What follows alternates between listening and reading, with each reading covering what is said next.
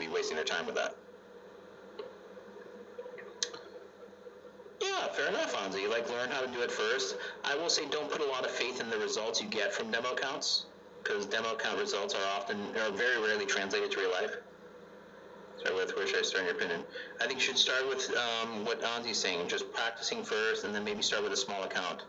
I don't use top step prop. I don't use any prop firms, guys. Nothing against prop firms. I'm just telling you, I don't use any prop firms. I've never used a prop firm.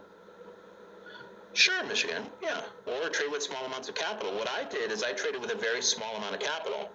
So like when I first started out, they increased their VAR. Did you see, DJ? It was one of their best years. When I first started trading forex, I would risk $1 to make $3. That's literally a trade. And it wasn't a lack of capital. I had more money. The reason I started with such small amounts of capital was because I really didn't know what I was doing at that point. And so I wanted to take as much emotion out of my trading as I could, right? I didn't want to be emotional about the trade. No, Max. Yeah, thanks for reminding me. Just so everyone knows, guys, if you follow me here on TikTok, I will never follow you back or message you randomly. There are a lot of fake accounts pretending to be me. There are a lot of fake accounts pretending to be trade phantoms. I've blocked over 150 fake accounts. So if you get a follow back from something that looks like me or that looks like my logo, it is not me. I will never follow you. I will never message you. If you message me, I will respond to you. But just to be clear, I will never reach out to you. Does that make sense, everyone? It's not me. It's never me. It's a fake account. There's so many of them. They all do it. They all take the exact same videos. They take all my videos. They repost and they just pretend they're me. That's why I put it here. I make it very clear. The only accounts I follow are the Trade Phantoms accounts. I don't follow anything else. So if you get someone who follows you, block them and report them, because it's not me. I don't do that. I had someone complain to me yesterday, why are you a scammer? And I'm like, dude, that's not me. Like, this is the account. I never messaged you once in my life. I don't even know who you are. So it just goes to show you how little and how problematic it is for me sometimes, right? Because then people can not know who I am and think I'm the one trying to put them into some BS crypto bullshit, you know? I don't have Phantom Wallet, no. They just follow me. There you go. So the great example, Geometric, exactly.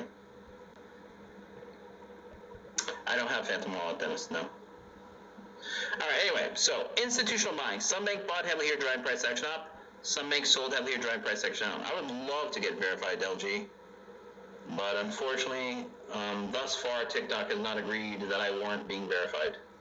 So I wish I could, but TikTok's not on board yet. Maybe someday, man.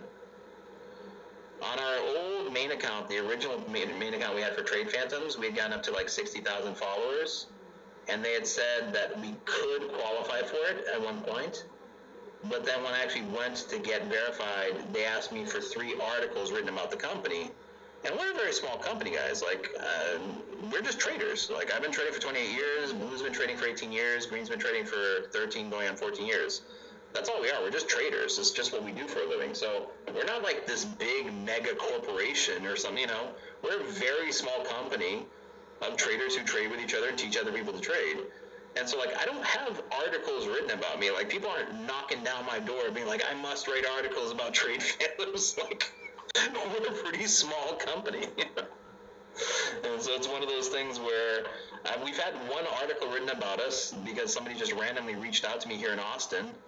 And then we have another guy that's saying that he wants to write an article on us, which, cool. But, well, that's the thing. They don't care about all news agencies, LG. It's not just any articles. It has to be from what they consider to be an accredited source or whatever. And so it's like, well, what can I do about that, man? Like, you know, Bloomberg's not knocking on my door asking to write an article about us. We're a very small company, you know? So that's just the reality of it. Well, yeah, that's the problem, Wax. It's not just any article.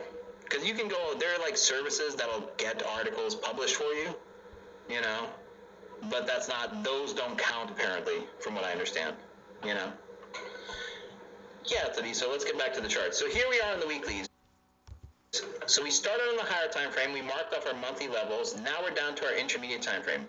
And what I'm looking for here on my intermediate time frame is I'm looking for two things. I'm looking for trend and I'm looking for correlation. So first things first, what is the current trend here on the weeklies?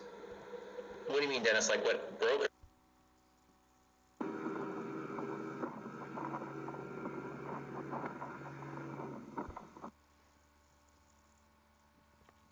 I don't know what that means. 212 to me is an area code in New York.